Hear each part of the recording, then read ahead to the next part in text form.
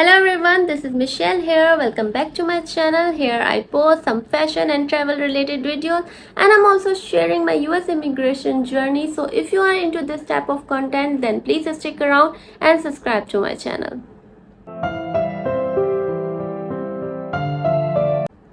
So in today's video we are discussing about NVC documentation. मैंने आपको अपने previous video में बताया था that I got an approval from USCIS, approval for I-130 petition for alien relative, और after approval हमारा case submit हो गया है एनवीसी को। एनवीसी के पास आपका केस जाने के बाद आप एनवीसी की CEAC साइट पे लॉगिन करते हो with the number NVC case number and NVC invoice number. NVC case number और एनवीसी इनवॉइस नंबर आपके वेलकम लेटर पे मेंशन होते हैं जो आपको एनवीसी से मिलता है। आफ्टर लॉग इन आप उनको सर्टेन फीस पे करते हो, fee for affidavit of support and fees for immigration visa. Two kind of fees आपने आफ्टर सबमिटिंग द फीस आपको फॉर्म ओपन हो जाते हैं। Form for petitioner is an affidavit of support form which is I-864 form, और जो beneficiary के लिए होता है वो होता है DS-260 फॉर्म। हम दोनों के बारे में ही इस वीडियो में बात करेंगे about the forms and about the documentation requirement. So इस वीडियो को पूरा देखिएगा, ठीक है। नोट कर लीजिए जो जो डॉक्यूमेंट्स मैं आपको बोल रही हूँ। अगर आपने अपना पिटीशन अभी फाइल करना है और आपको किसी हेल्प की ज़रूरत है, और अगर आप ऑलरेडी पिटीशन फाइल कर चुके हैं, then go ahead to check this video और आप देखें कि आपके और मेरे केस में कितनी सिमिलैरिटी है। और अगर आप अपने केस के लिए वेट कर रहे हैं for interview, I wish you good luck और आगे आपकी वीज़ा जर्नी और स्मूथ रहे। वीडियो में आगे बढ़ने से पहले आपको एक डिस्क्लेमर देना चाहूँगी that I am not a attorney and a legal authority कि मैं कोई भी आपसे बात करूं, लेकिन हमने जो अपना केस है वो लॉयर के थ्रू सबमिट कराया था, और जो डॉक्यूमेंट्स हमने जमा करवाए वो लॉयर ने हमें मेंशन किए थे कि ये डॉक्यूमेंट्स हैं जो कि पिटिशनर की तरफ से रिक्वायर्ड है और ये डॉक्यूमेंट्स हैं जो बेनिफिशियरी की तरफ से रिक्वायर्ड है, और वो मैं आपके साथ शेयर करना चाहती हूँ ताकि अगर आपके किसी हेल्प हो सके। तो लेट्स स्टार्ट। मैं नीचे देखूंगी क्योंकि मैंने यहाँ पे नोट किया है और मैं आपको बिल्कुल एक्यूरेट इन्फॉर्मेशन देना चाहती हूँ। So let's start with the petitioner. Petitioner में सबसे पहले हम फॉर्म फिल करेंगे which is an affidavit of support form.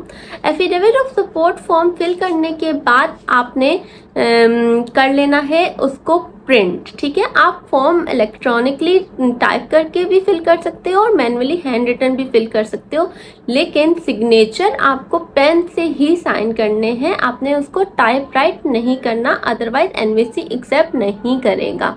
आपने अपना फॉर्म प्रिंट करना है, साइन करने हैं एंड देन उसको स्कैन करके अपलोड करना है सिस्टम में। इसके अलावा जो सेकंड डॉक्यूमेंट आपने सबमिट करना है वो है फेडरल इनकम टैक्स रिटर्न, ठीक है। मेरे केस में मेरे पिटिशनर मेरे हस्बैंड हैं, तो उन्होंने अपना federal income tax return NVC को सबमिट किया था। इसके अलावा कुछ एडिशनल सपोर्टिंग डॉक्यूमेंट्स थे जो एज ए पिटिशनर सबमिट हुए थे, वो थे proof of US domicile. Proof of US domicile में आ जाता है आपका driver's licence. For those whose petitioner is a citizen, तो वो वोटर आईडी भी अपना सबमिट कर सकते हैं as a proof of domicile.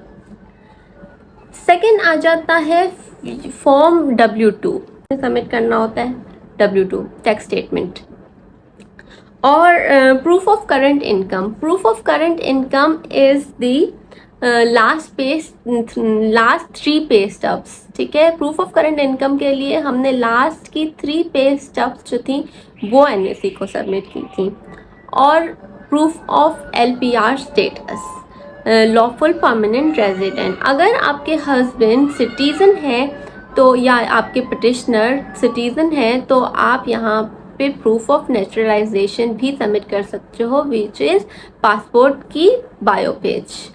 So these are all the requirement which are from the petitioner, ठीक है। ये सारी रिक्वायरमेंट है जो कि पिटिशनर की तरफ से हमने एनवीसी को सबमिट की थी।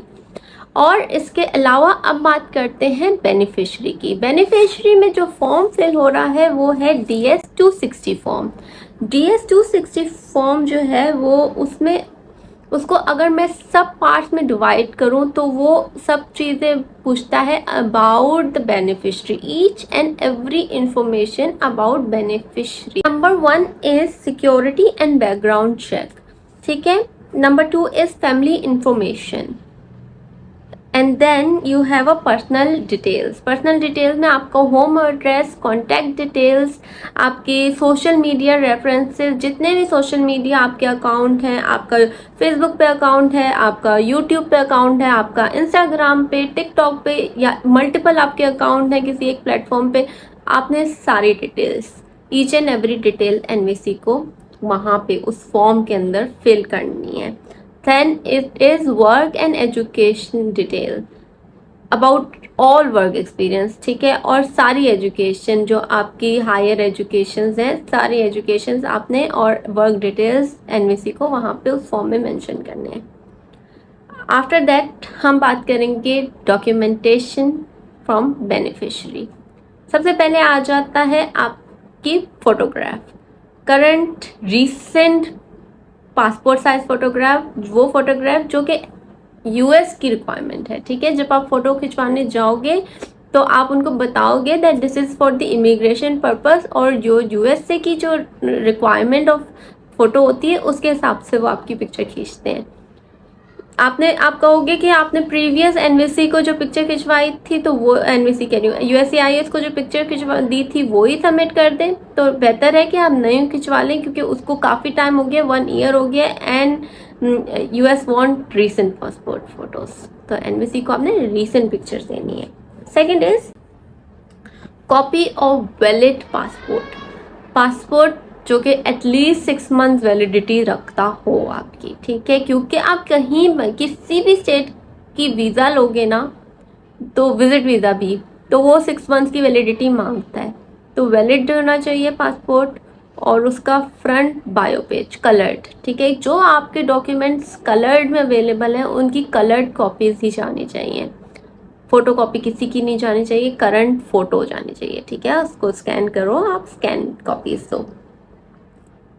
Then it is copy of birth certificate. Birth certificate अगर मैं पाकिस्तान में बात करूँ तो यूनियन काउंसिल से इशू होता है, और वो इंग्लिश उर्दू ट्रांसलेशन दोनों में अवेलेबल होता है। अगर बर्थ सर्टिफिकेट इंग्लिश ट्रांसलेशन में नहीं है तो उसकी इंग्लिश ट्रांसलेशन करवा लें और उसके साथ इंग्लिश ट्रांसलेशन दे दें।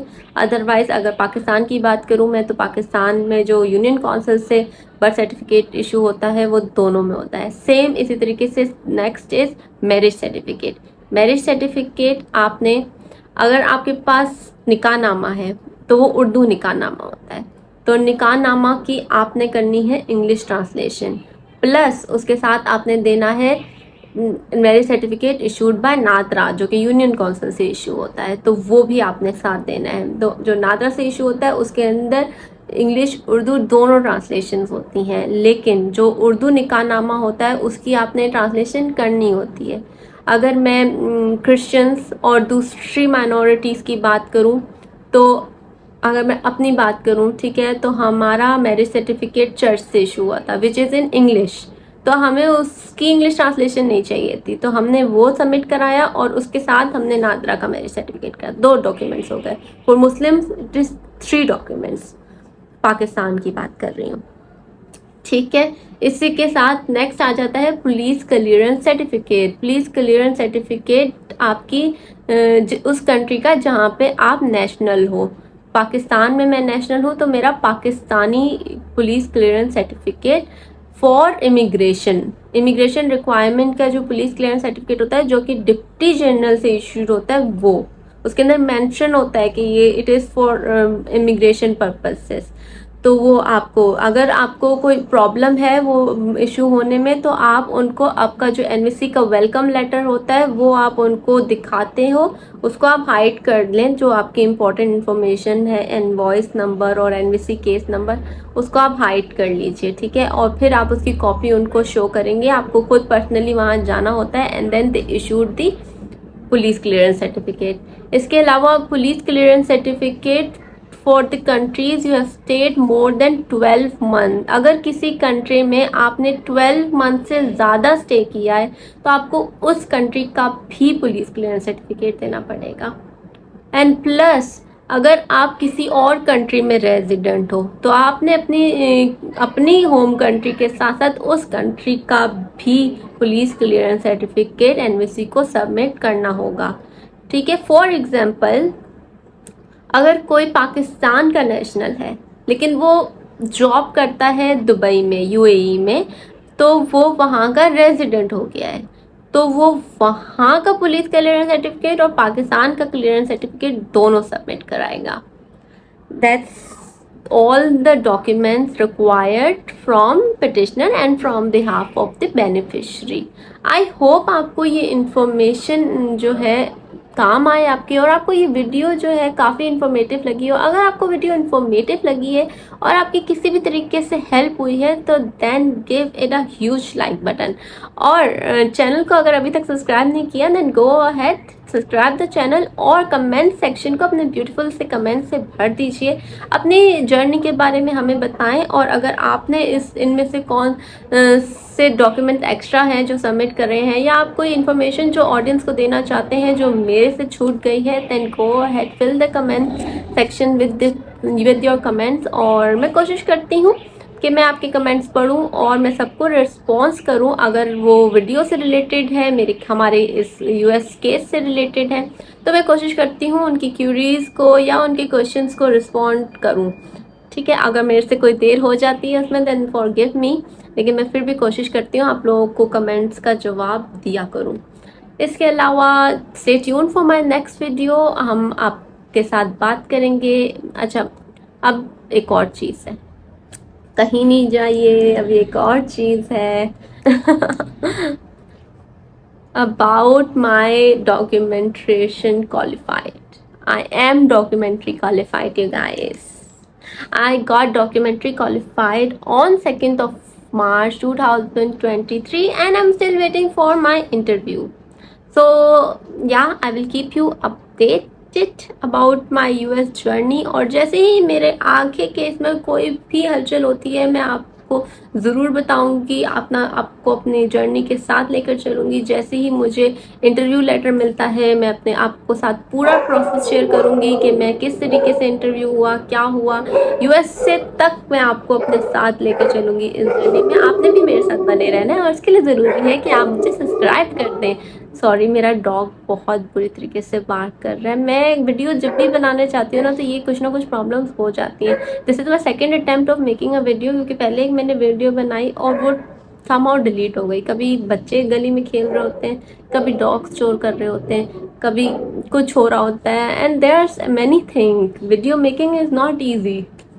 So please stick around to my channel and then subscribe to my channel. I'll see you next time. अपना बहुत ख्याल रखिएगा. Bye bye. Take care. Love you all.